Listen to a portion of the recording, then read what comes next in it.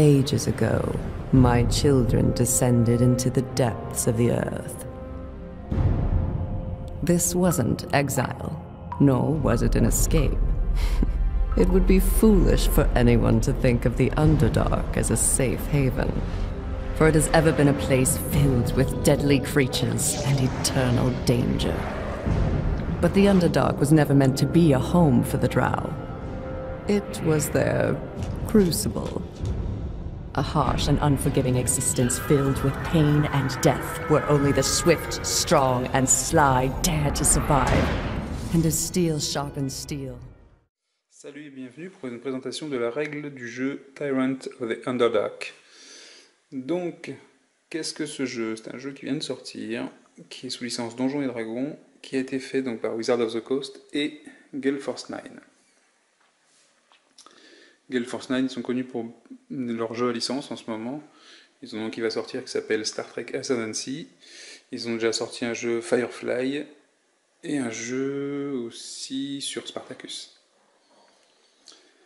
Alors, ce jeu m'a particulièrement plu. Pourquoi? Il combine plusieurs mécaniques. Une mécanique de deck building et une mécanique de placement et de majorité. Donc le placement et la majorité, on va le voir sur le plateau, avec des sites qu'on peut voir ici, en noir ou en blanc et en rond. Du deck building, donc ici on a une configuration à 2 joueurs, pareil pour le plateau. Le jeu est de 2 à 4 joueurs. On a une configuration de joueurs sur laquelle on joue que sur le plateau central. 3 joueurs, on joue sur le central et un des deux côtés. Et 4 joueurs, on joue sur toutes les parties, tout le plateau. Chaque joueur a un petit tableau de bord avec son deck, sa défausse, un résumé de l'ordre du tour, ses baraques dans lesquelles il a ses unités et ses espions. Le cercle intérieur de sa maison, hein, chaque joueur représente une maison elfe noire, parce que ça se passe dans le monde des elfes noirs. Et enfin, un endroit pour le marché. Donc là, on va pouvoir acheter des ressources, des cartes en fait, avec notre deck. Donc la partie deck building, et ensuite la partie placement. Comment ça se passe? Comme dans chaque deck building, on va commencer par, je vais prendre le joueur rouge par exemple, qui va avoir le jeton premier joueur, prendre des cartes de son deck, donc on commence avec une main de 5. Et on va regarder notre main. Il y a 2 monnaies, donc je vais appeler ça la monnaie, parce que dans le deck building c'est ce qu'on appelle 2 ressources. L'influence, qui est une forme de toile d'araignée, et la force, c'est un bouclier avec une épée. Je ne sais pas si on peut le voir. Voilà. Donc c'est la main de départ. Hein. Donc l'influence nous permet d'acheter les cartes. Le coût d'une carte est en haut à droite. Le coût d'achat en influence d'une carte est situé ici. Comme dans tous les deck building, quand on achète une carte, elle va dans notre pile de défausse. Donc nous avons 4 influences et une force. Donc 4 influences, je peux jouer dans n'importe quel ordre. Je peux acheter une carte, utiliser ma force, peu importe. Donc là je peux prendre une carte par exemple de 4. Je vais prendre celle-là qui est très intéressante parce qu'elle parle des espions et qu'on va y venir tout de suite. Donc quand je prends ma carte, elle passe en défausse. Les autres cartes, tant qu'on n'a pas terminé notre tour, elles restent ici parce que, quel est le but du jeu? C'est peut-être par ça que j'aurais dû commencer. Le but du jeu, c'est d'avoir le plus de points de victoire. Donc c'est pas un jeu... Faut aussi, ça ressemble à tous les deck building, le but du jeu, c'est d'avoir le plus de points de victoire dans tous les cas. Donc, comment est-ce qu'on score les points de victoire? Le plateau possède différents sites. Chaque site possède un nombre de points de victoire. 3 ici, 4, 3. Donc ça, ce sont les sites qu'on va dire standards. Ceux qui sont en noir, ce sont les sites de départ, sur lesquels on pourra placer des troupes. Parce que je n'ai pas fait d'ailleurs pour la mise en place.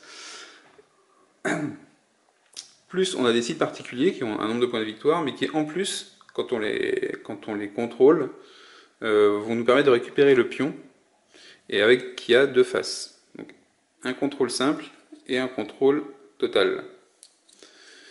La notion de contrôle total est valable aussi pour les autres sites. Donc ça va nous permettre de récupérer des points en fin de partie. Les tokens ici, qui ont les deux faces, nous permettent de récupérer des points à la fin de chaque tour, quand on contrôlera un des trois sites.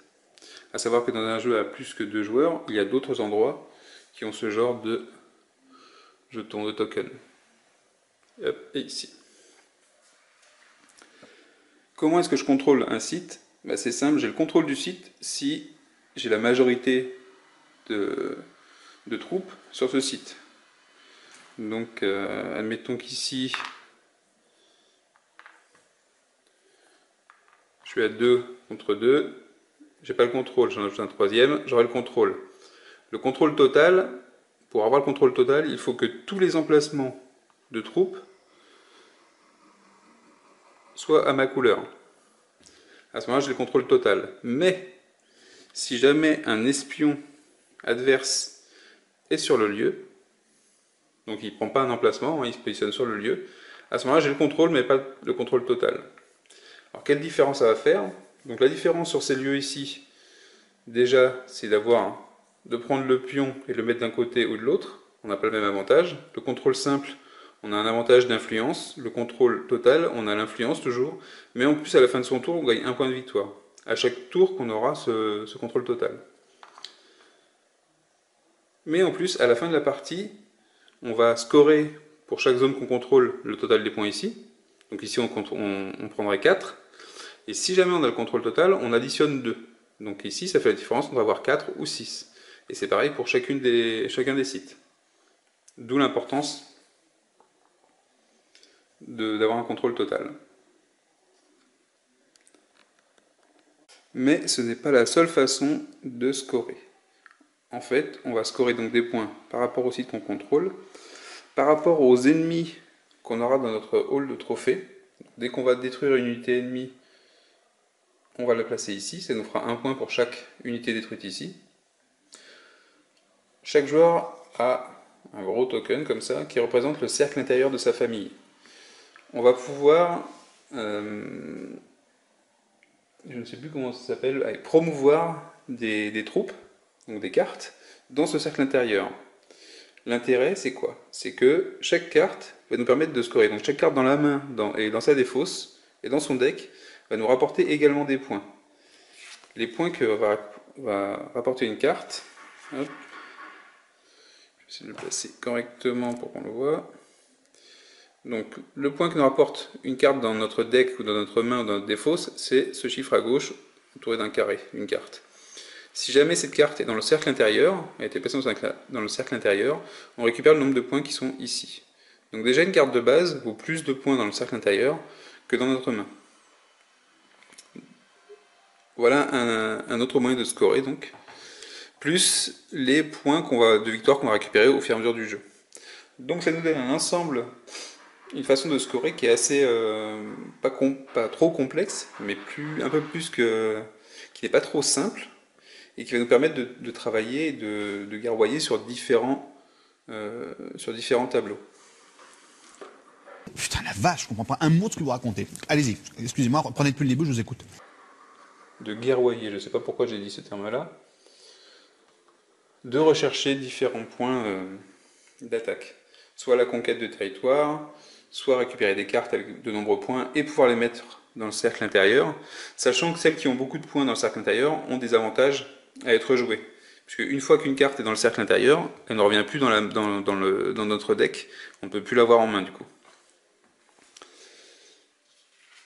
C'est aussi une façon d'épurer son deck. Donc je trouve le mélange des différents mécanismes assez simple.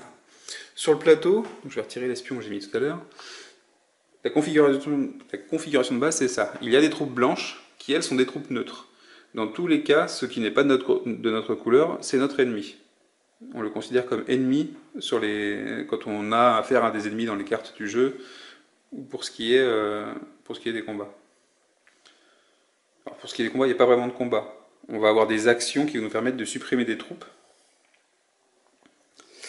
Et je vais du coup en venir aux actions qu'on peut faire avec la force. On a vu que l'influence nous servait à acheter des cartes, et ça ne sert qu'à ça.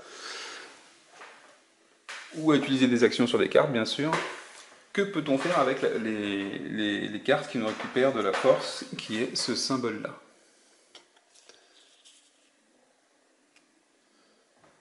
Hop, ce symbole-là. Donc, chaque point de force va nous permettre de placer une unité. Je ne sais pas si on la voit bien. Hop, ça ressemble, c'est un petit bouclier sur un petit support. C'est pas ce qu'il y a de plus joli, mais bon, c'est un petit token rouge. Donc chaque point va nous permettre de placer une unité. Contre 3 points de force, on va pouvoir assassiner une troupe ennemie. Donc ennemi, ça peut être des troupes blanches, ou ça pourrait être les troupes du deuxième joueur qui sont elles grises. Contre 3 points également, on peut faire repartir un ennemi, un espion adverse. Donc un espion qui serait sur un emplacement à nous, contre 3 points de force, on pourrait le refaire partir. Et ça pourrait être tout. Après, les points de force vont nous servir par rapport à des cartes de notre deck, qui vont nous permettre d'avoir des actions contre des points de force. Mais le plus gros de la chose, c'est 3 points pour assassiner une troupe ou pour faire repartir un espion. 1 point pour déployer une troupe. C'est la règle principale. Donc on voit également que quand on a... Non, c'est pas là-dessus. Non, c'est sur les cartes.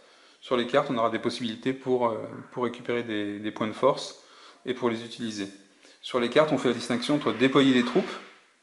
C'est-à-dire que il y a marqué déployer des troupes, c'est pas vous avez 3 points de force, c'est déployer des troupes. Et ou alors, ça vous fait gagner de la force qui peuvent servir à déployer des troupes ou à assassiner des troupes adverses. L'autre notion importante, c'est la notion de présence. On va considérer que la plupart des actions que l'on peut faire sont possibles uniquement si on est présent sur le site concerné. À savoir que pour assassiner une troupe, il faut avoir de la présence sur le lieu où se trouve la troupe. Pour renvoyer un espion, il faut avoir de la présence sur le lieu où se trouve l'espion. Le placement d'espion n'est pas une action standard, elle ne se fait que par les cartes. Ça veut dire qu'il faudra acheter avec les ressources d'influence des cartes qui nous permettent de placer des espions pour pouvoir les placer sur le plateau de jeu. Alors que par contre, retirer un espion est une action standard qu'on peut faire avec des points de force. J'en reviens à la présence. Donc, une troupe est présente sur un lieu si elle a de la présence sur un lieu, si elle est adjacente à ce lieu. C'est-à-dire que je vais prendre mon pion ici. S'il se trouve sur cette route ici, il est présent sur ce point route ici. Il a de la présence sur ce point route, donc il pourra faire une action sur ce point-là. Et il pourra en faire sur ce site ici. Par contre, il n'aura aucune influence, il ne pourra rien faire si il ne pourra pas assassiner une troupe qui se trouve à cet endroit-là, parce qu'il n'a pas de présence. Pour pouvoir accéder, détruire cette troupe-là, par exemple, il faudrait que je puisse avoir un pion, une troupe à cet endroit-là. À ce moment-là, je considérais que je peux avoir de la présence ici, et que je peux faire une action d'assassinat, ou il y a une action de remplacement aussi, qui est un assassinat plus un déploiement, qui me permet de le faire. Pareil pour les sites sur lesquels on va essayer d'avoir de la majorité. Pour pouvoir mettre de la majorité sur un site, il faut que j'ai de la présence. Ça veut dire qu'il faut que je sois sur une des routes adjacentes, juste adjacente, ou déjà sur cet endroit-là. Ou bien, dernière possibilité, avoir un espion. Donc si j'ai un espion présent, les espions ne se passent que sur les sites. Si j'ai un espion présent sur un site, même si j'ai pas de troupes, si mes troupes ne sont pas du tout ici, je vais pouvoir déployer des troupes ici, directement. Tout l'intérêt de l'espion.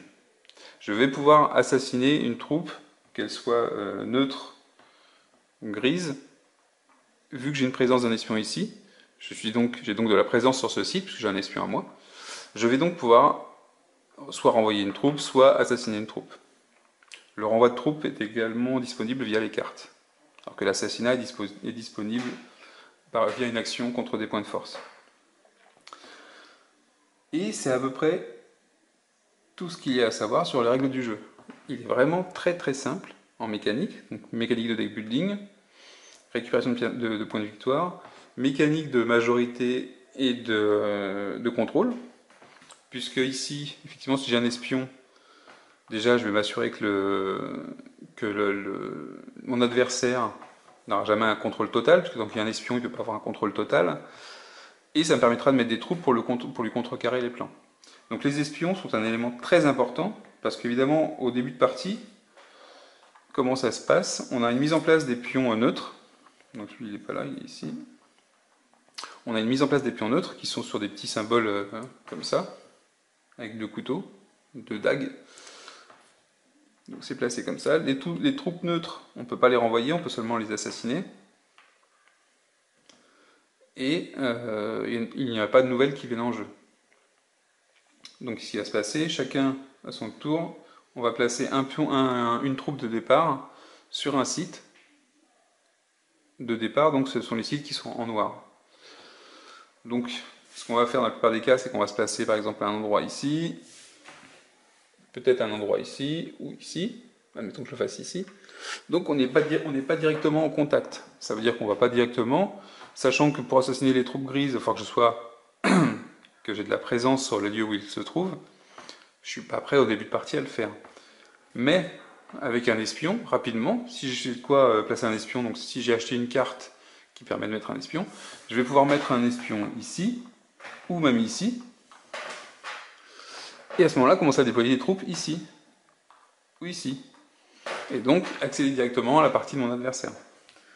Donc le but du jeu, ça va être ça, ça va être de contrôler des endroits, éventuellement bloquer l'adversaire pour pas qu'il puisse déployer de troupes, et essayer de contrôler les zones qui rapportent beaucoup de points. La zone centrale, c'est laquelle qui rapporte le plus de points, c'est celle-là. Rapporte 3 points de victoire à chaque fin de tour quand on la contrôle totalement. Donc c'est un point très important du jeu. Mais pas que. Il faut aussi penser à contrôler celles qui rapportent beaucoup de points et les contrôler totalement pour avoir le bonus de plus 2 au décompte de points.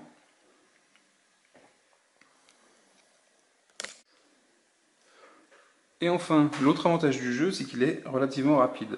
Pourquoi? Parce qu'il a 2 manières de prendre fin. À quel moment fait-on le décompte des points? C'est très simple. À partir du moment où l'un des 2 joueurs a déployé toutes ses troupes, donc les troupes, pas forcément les espions, mais toutes ses troupes, on termine le tour et on fait le décompte. Donc à 2 joueurs, c'est ce qui va déclencher la fin de jeu.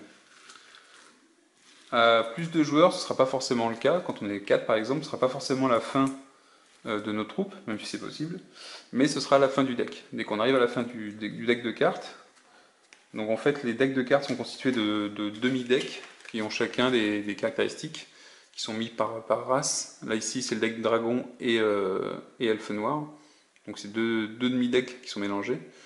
Dans la boîte il y a 4 demi-decks, il y a aussi le démon et je ne sais plus quelle autre partie. Et pour le début, il conseille de faire ce deck de dragon et d'elfe noir. Donc soit à la fin du deck, soit à la fin des troupes placées, on termine le tour en cours et on fait le décompte de points. Donc les derniers tours sont souvent la bagarre des espions pour essayer d'abaisser les contrôles de zone à l'aide des espions, soit le contrôle total, soit réussir à placer quelques troupes au dernier moment. Autre point, est-ce que j'ai quelque chose à rajouter? Au niveau matériel, alors le jeu est assez cher je crois, on est dans les 50 €. Au niveau matériel, les cartes sont assez bien faites, je pense que je les protégerai à terme parce que c'est comme du deck building, donc il y a des bords noirs, mais j'ai déjà fait quelques parties, ça s'abîme pas. Les illustrations sont bien sympas. Je trouve qu'elles sont assez bien faites, je sais pas si on la voit bien celle-là. Et alors, voilà. Qu'est-ce qu'on a d'autre comme illustration bien sympa? Bon, toutes elles sont à peu près toutes, je trouve qu'elles sont vraiment toutes d'un bon niveau.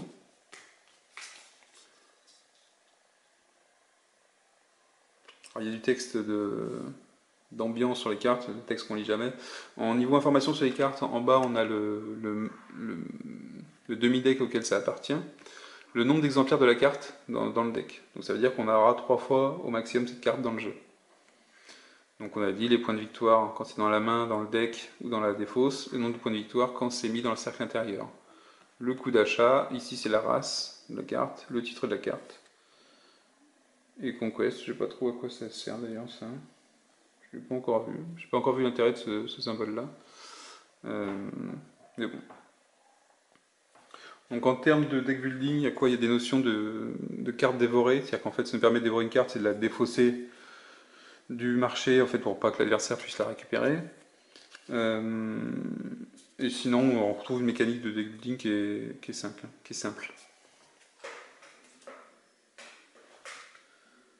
On a dans le deck deux ressources qui se viennent dans tous les jeux, dans lesquels c'est un peu les cartes de base, dans lesquelles on peut récupérer 2 points de force contre 3 influences. Donc ça c'était les gardes de la maison et les prêtresses de LOL qui nous permettent de gagner de l'influence. Donc ça on les a toujours à disposition tant qu'il y a des cartes. Ce sont les cartes de base quand on ne sait pas trop quoi faire avec ces ressources. Voilà, vous savez tout sur le jeu Tyrant of the Underdark, un jeu que j'aime beaucoup, qui lie des mécaniques très simples entre elles, avec très peu de règles finalement. Et je pense que le fond du jeu se place vraiment sur la tactique. Et le deck building en même temps, sans qu'une partie prenne le pas sur l'autre. Puisque autant le deck building que la tactique vont apporter des points de victoire. Pour moi, un excellent jeu, une excellente surprise. Je vous dis à bientôt. Et en attendant, jouez bien. Ciao.